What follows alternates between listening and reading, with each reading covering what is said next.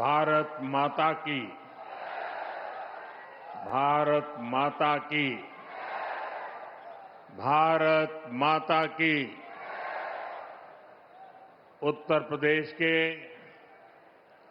लोकप्रिय मुख्यमंत्री योगी आदित्यनाथ जी, केंद्रीय मंत्रिमंडल के मेरे साथी पंकज चौधरी जी, जयंत चौधरी जी, उत्तर प्रदेश के उप मुख्यमंत्री ब्रजेश पाठक जी,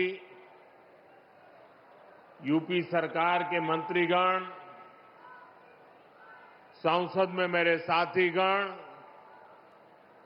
विधायकगण और विशाल संख्या में आए हुए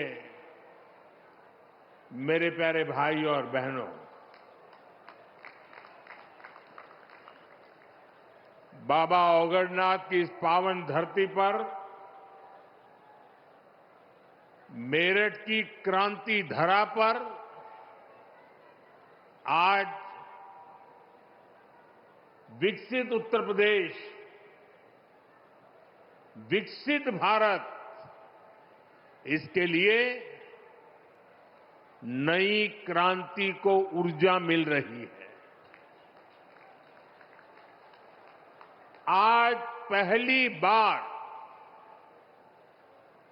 एक ही मंच से नमो भारत रैपिड रेल और मेट्रो सेवा का एक ही दिन शुभारंभ हो रहा है। विकसित भारत की कनेक्टिविटी कैसी होगी, ये उसकी एक शानदार झांकी है।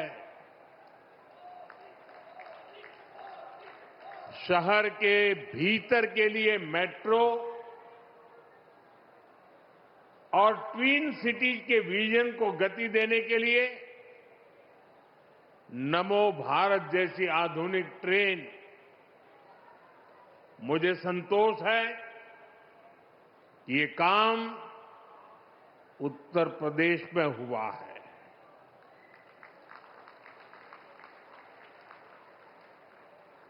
भाइयों और बहनों, आज का ये कार्यक्रम भाजपा की डबल इंजन सरकार की कार्य संस्कृति को भी दर्शाता है और हमारी कार्य संस्कृति क्या है? हमारी कार्य संस्कृति है कि जिस काम का शिलान्यास किया जाए उसे पूरा करने के लिए दिन रात एक कर दिया जाए। और इसलिए अब परियोजनाएं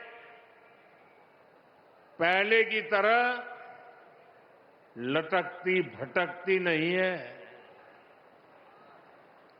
नमो भारत या मेट्रो सेवा,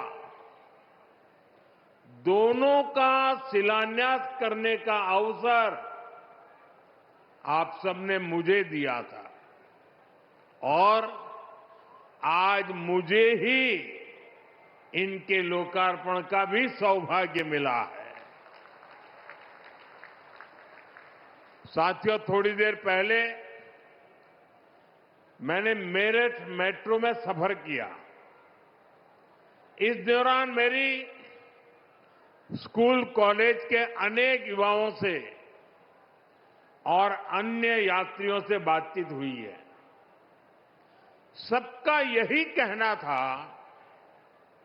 कि इतने शानदार काम की उन्होंने कल्पना भी नहीं की थी और सबके सब लोग वो पुराने दिनों को याद कर रहे थे और खास तौर पर बहनों बेटियों ने मुझे बताया, कुछ साल पहले तक शाम होते ही पूरे रूट में सन्नाटा छा जाता था।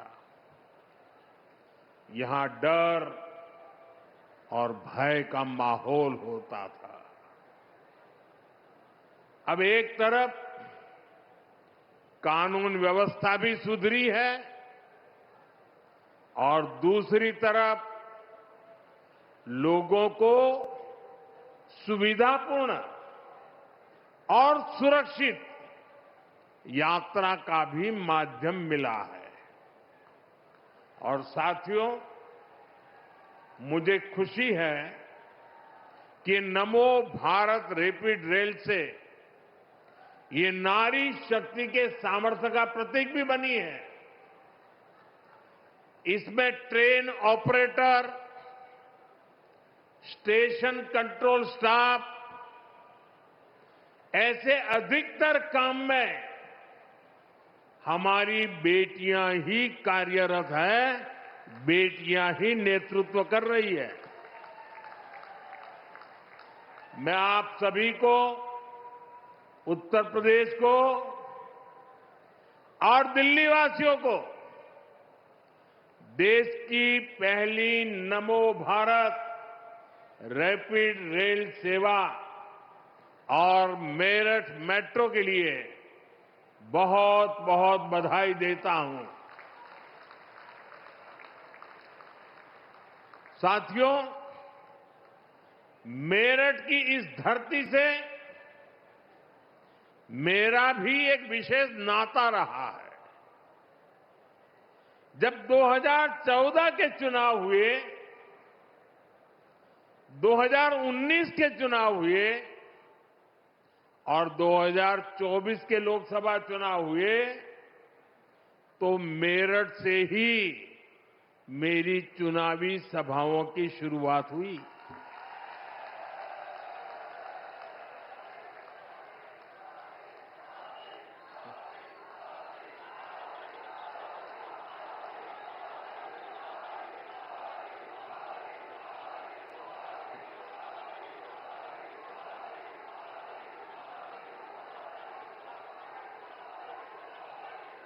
मेरठ के आप लोगों ने, यहां के किसानों ने, उद्यमियों ने, लघु उद्योगों से जुड़े श्रमिकों ने, कारीगरों ने, दुकानदारों ने मुझे हमेशा बहुत आशीर्वाद दिया है। और साथियों, मैंने तब भी कांग्रेस और सपा बसपा को कहा था कि अपनी जहरीली राजनीति छोड़िए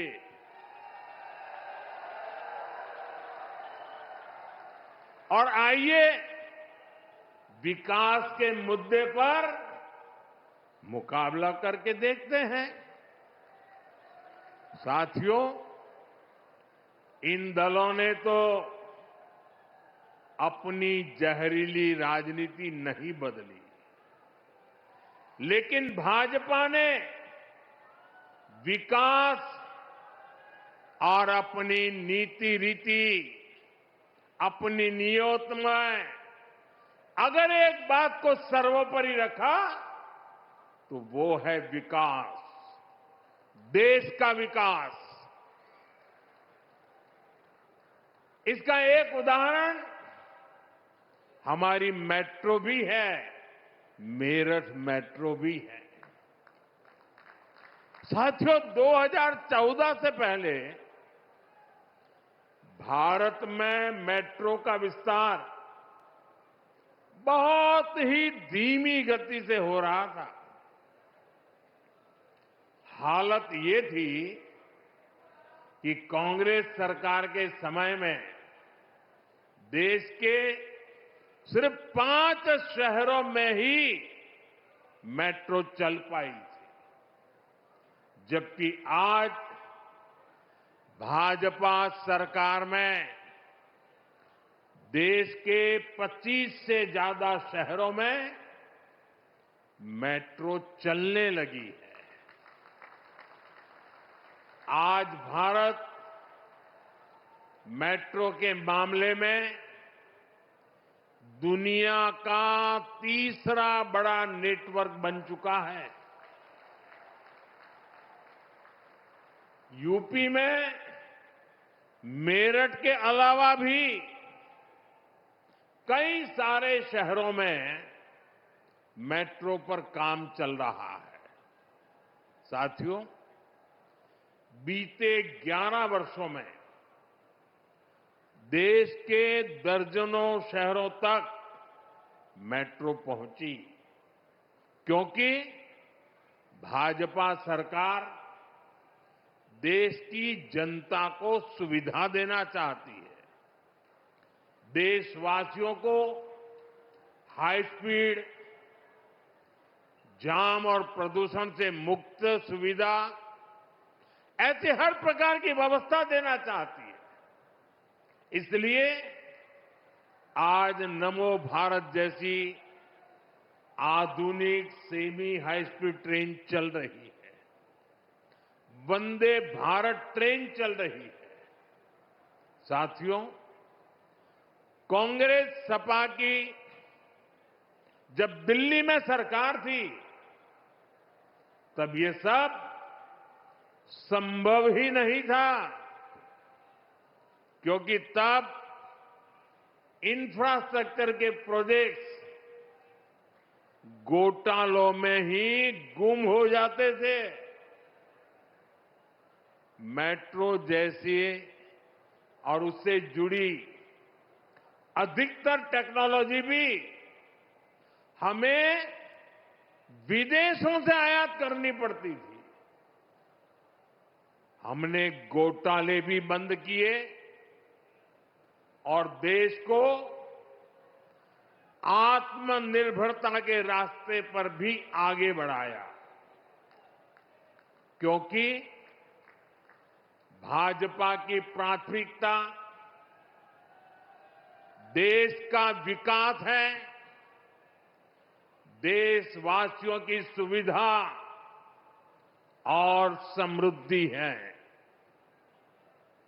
आप यही देखिए, मेरठ वासियों का, पश्चिम यूपी वासियों का जीवन कैसे बदलने वाला है। सराय काले खां, आनंद विहार, गाजियाबाद और मेरठ, इन स्टेशनों पर भारतीय रेल, मेट्रो और बस अड्डों को आपस में जोड़ा गया है। देश में ये पहली बार हो रहा है जब एक ही स्टेशन, एक ही ट्रैक पर नमो भारत और मेट्रो रेल चलेगी। यानी एक ही प्लेटफॉर्म से आप शहर के भीतर भी यात्रा कर पाएंगे और उसी स्टेशन से सीधे दिल्ली भी आ जा सकते हैं।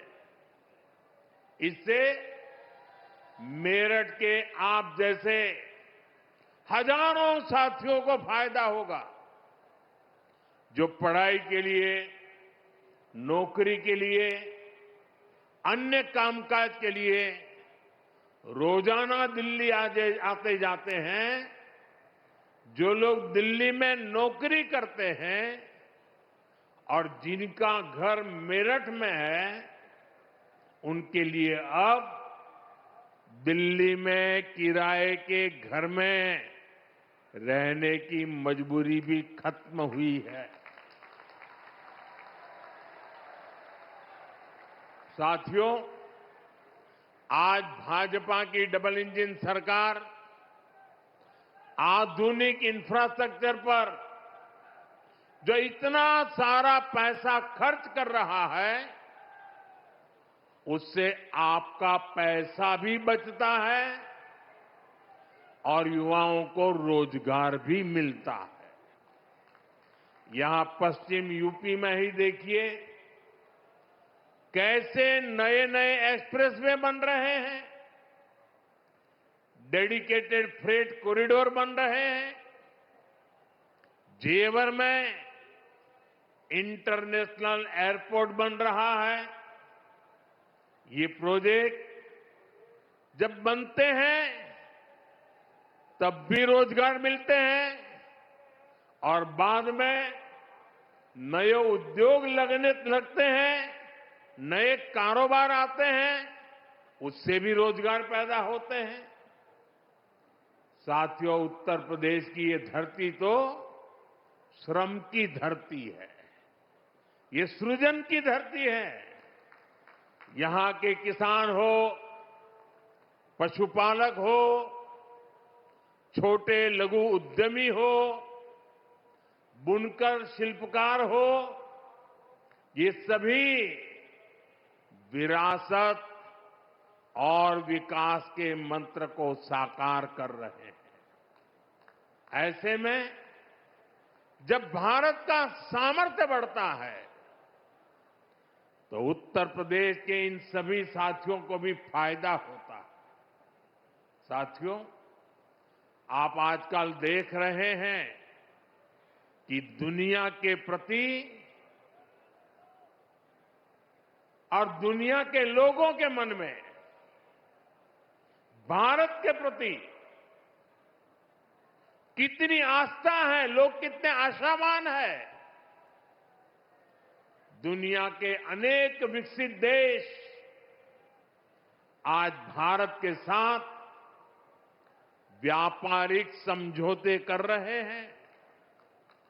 एक समय था जब कांग्रेस की सरकार चाहकर भी विकसित देशों के साथ समझौते नहीं कर पाती थी, क्योंकि तब घोटालों के लिए बदनाम कांग्रेस सरकार से समझौते करने में दुनिया को हिचक होती थी।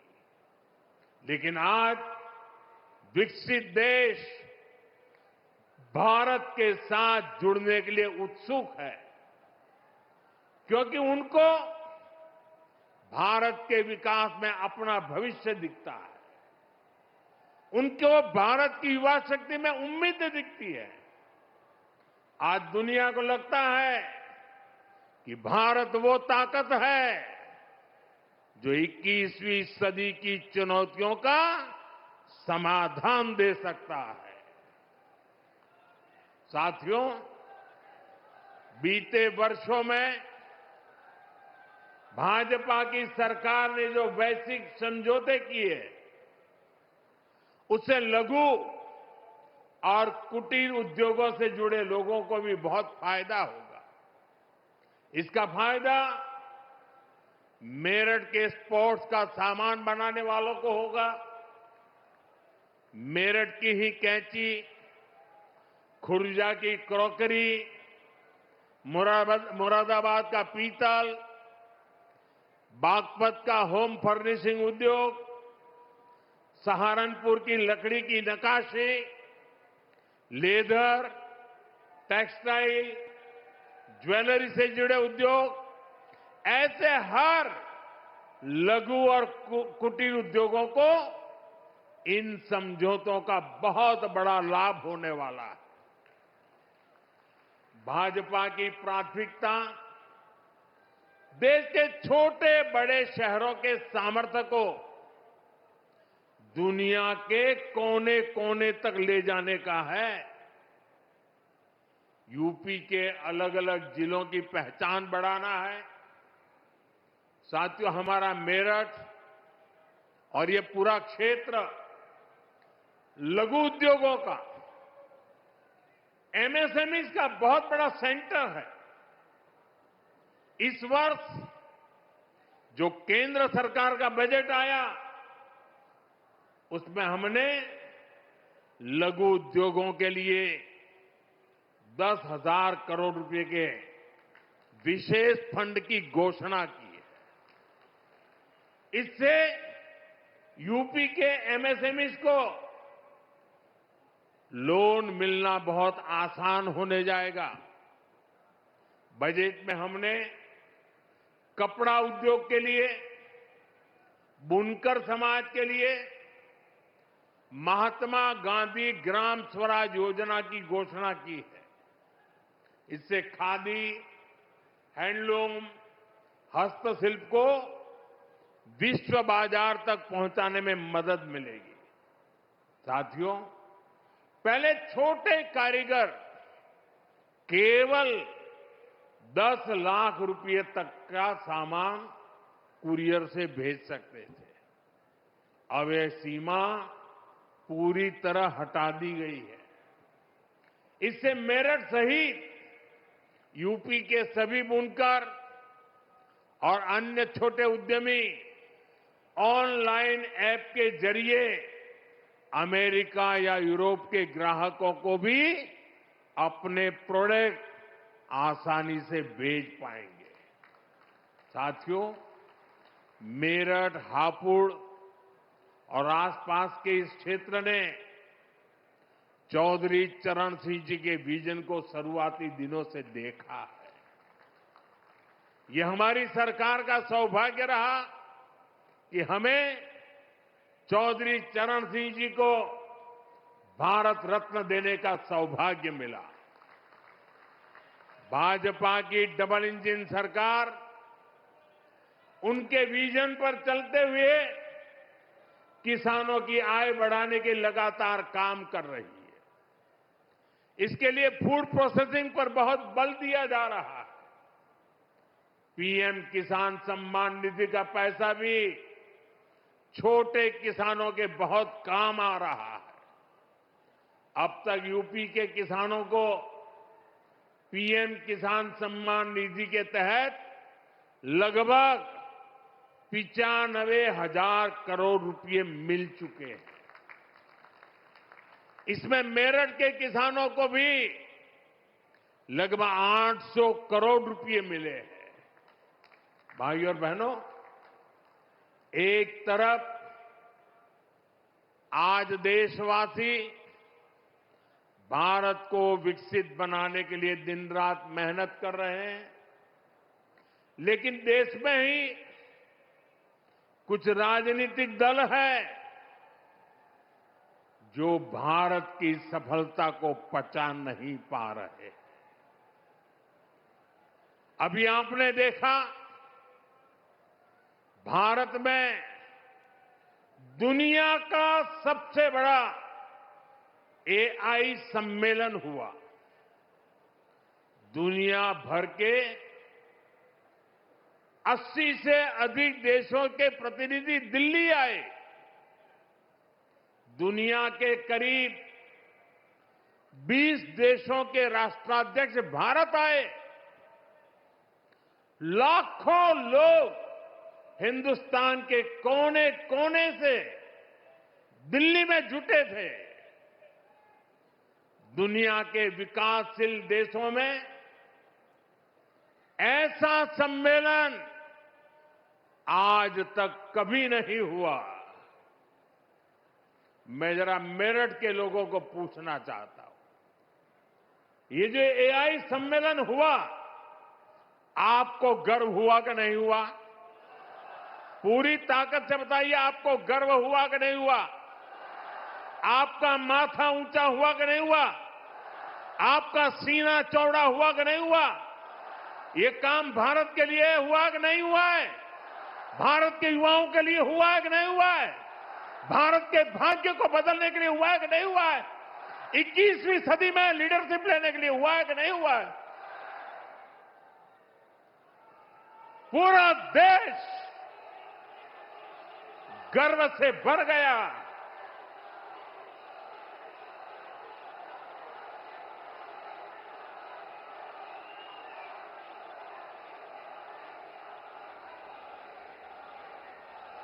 लेकिन कांग्रेस और इसके इकोसिस्टम ने क्या किया? साथियों, कांग्रेस ने भारत के एक वैश्विक आयोजन को अपनी गंदी और नंगी राजनीति का अखाड़ा बना दिया।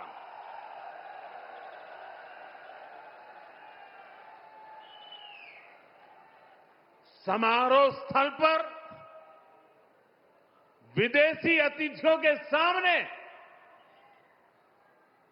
कांग्रेस के नेता कपड़े उतारकर पहुंच गए।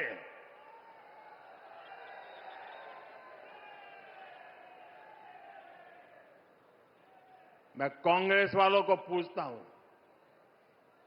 देश तो जानता है आप पहले से ही नंगे हो, फिर कपड़े उतारने की जरूरत क्या पड़ी?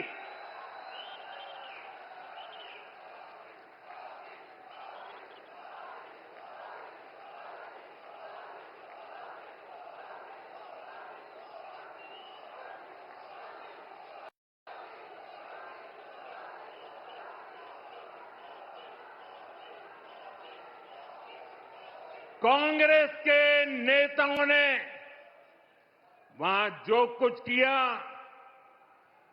वो दिखाता है कि देश की सबसे पुरानी पार्टी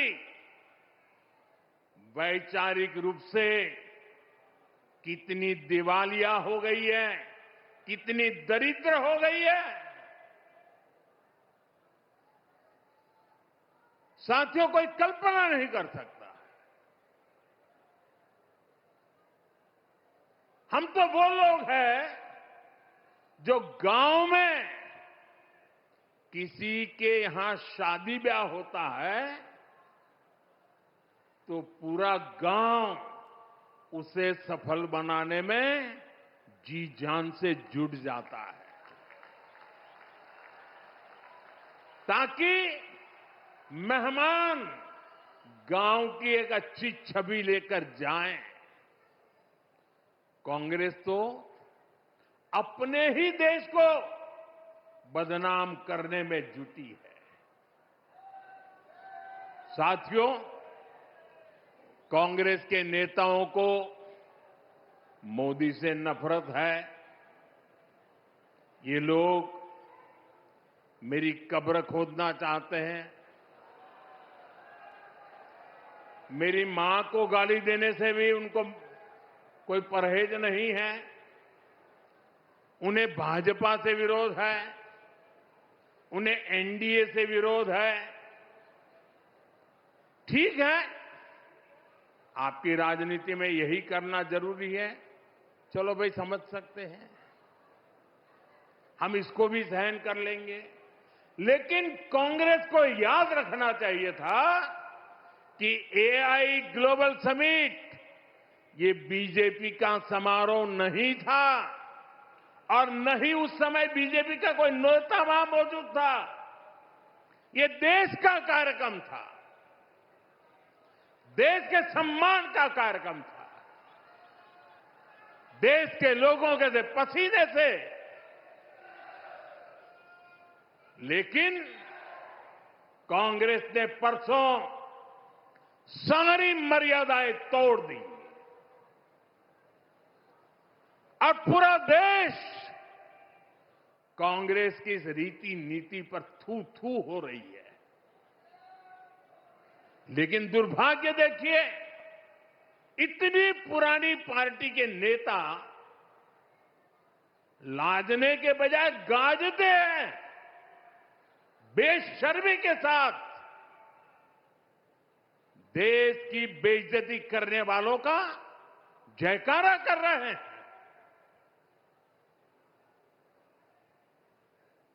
और ये मामला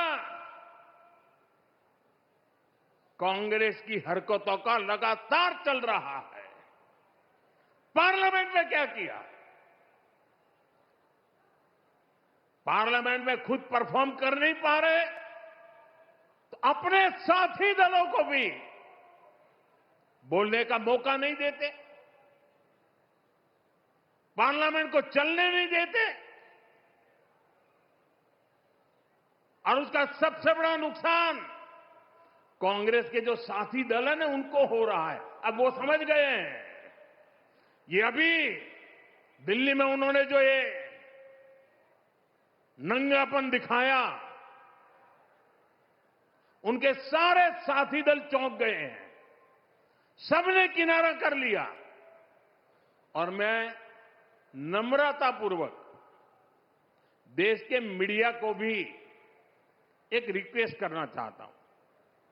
वैसे मैं मीडिया को हर प्रकार से झेलने के लिए ईश्वर मुझे शक्ति दे प्रार्थना करता रहता हूं, लेकिन आज मैं उनको प्रार्थना करता हूं कि कृपा करके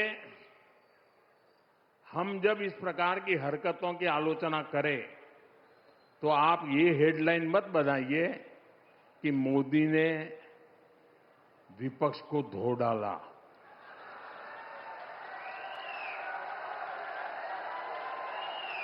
आप कांग्रेस को बचाने की ये चालाकियां बंद कीजिए।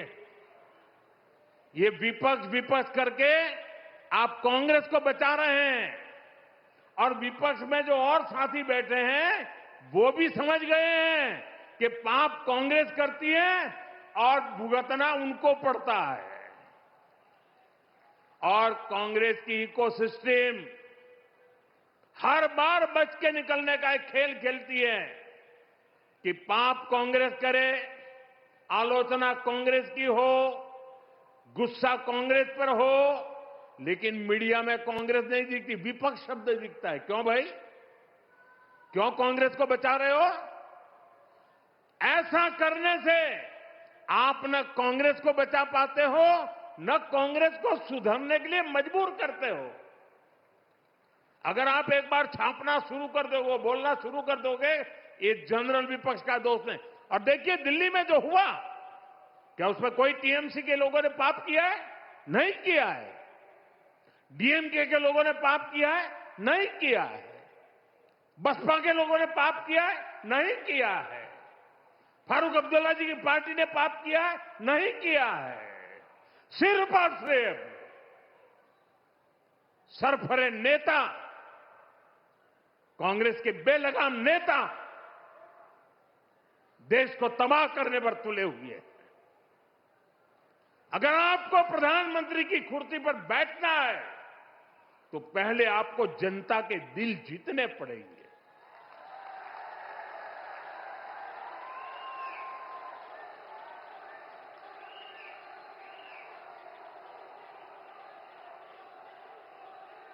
महिलाओं एमपीओ को भेज करके सीट पर कब्जा करने से आप प्रधानमंत्री नहीं बन सकते हो। और माताओं बहनों को इस प्रकार से आगे करने की क्या मजबूरी है आपकी? क्या इतने खोखले हो गए हो आप लोग?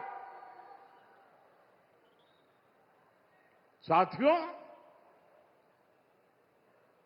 कांग्रेस देश के लिए बोझ बन गई है और मुझे इस बात का संतोष है कि दिल्ली में जो घटना घटी, कांग्रेस के सभी साथी दलों ने कांग्रेस की भरपूर आलोचना करने की हिम्मत दिखाई है।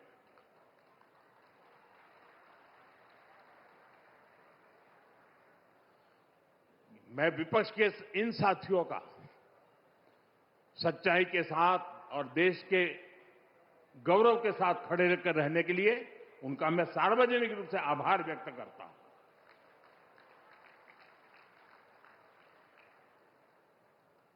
साथियों, भाजपा सरकार के लिए देश का विकास, यूपी का विकास सर्वोपरि है। लेकिन आप याद करिए, 10 साल पहले तक यूपी की चर्चा किन बातों के लिए होती थी? हर किसी को मेरठ के दंगे, पश्चिम यूपी में क्रिमिनलों की गैंग, खराब सड़कें, बिजली की कटौती और पिछड़ेपन की परिस्थितियां, यही कुछ चर्चा में रहता था। पश्चिमी यूपी के अपराध पर फिल्में बनती थी, फिल्में। सपा सरकार ने यूपी का ये हाल करके रखा था। लेकिन आज यूपी को विकास के लिए जाना जा रहा है। आज हमारे यूपी को ब्रह्मोस के लिए मोबाइल फोन बनाने, और एयरपोर्ट के लिए पर्यटकों की सुविधा लगातार बढ़ती संख्या के लिए जाना जाता है। यूपी स्पोर्टिंग इकोसिस्टम में भी अपनी पहचान बढ़ा रहा है। मेरठ में स्पोर्ट्स यूनिवर्सिटी का काम तेजी से पूरा किया जा रहा है। साथियों, सपा राज में जो अपराधी बेखौफ घुमा करते थे, वो आज योगी जी की सरकार में जेलों में दिन बिता रहे हैं। आज किसी की हिम्मत नहीं है कि कॉलेज से पढ़कर निकल रही हमारी किसी बेटी का अपमान कर सके। साथियों, जब कानून व्यवस्था सुधरती है तो व्यापार, कारोबार और दुकानदारी के लिए भी माहौल बनता है। इसलिए आज यूपी की अर्थव्यवस्था में भी जबरदस्त उछाल देखने को मिल रहा है। योगी जी के नेतृत्व में यूपी देश का बड़ा मैन्युफैक्चरिंग हब बन रहा है। कल ही मुझे यूपी की पहली सेमी कंडक्टर फैक्ट्री का शिलान्यास करने का अवसर मिला है। इस सेमी कंडक्टर फैक्ट्री के बनने से यूपी का सामर्थ्य और ज्यादा बढ़ जाएगा। इससे यहां नए निवेश, नए रोजगार के लिए अद्भुत संभावनाएं बनेगी। मैं आपको विश्वास दिलाता हूं, भाजपा की डबल इंजन सरकार ऐसे ही यूपी को देश की सबसे बड़ी इकोनॉमी बनाने के लिए काम करती रहेगी। यूपी विकसित होगा तो ही भारत विकसित होगा। एक बार फिर आप सभी को नमो भारत ट्रेन और मेट्रो प्रोजेक्ट के लिए बहुत बहुत शुभकामनाएं देता हूं। ये वंदे मातरम के 150 वर्ष मना रहे हैं। मेरे साथ बोलिए, वंदे मातरम, वंदे वंदे वंदे वंदे वंदे वंदे वंदे वंदे वंदे वंदे वंदे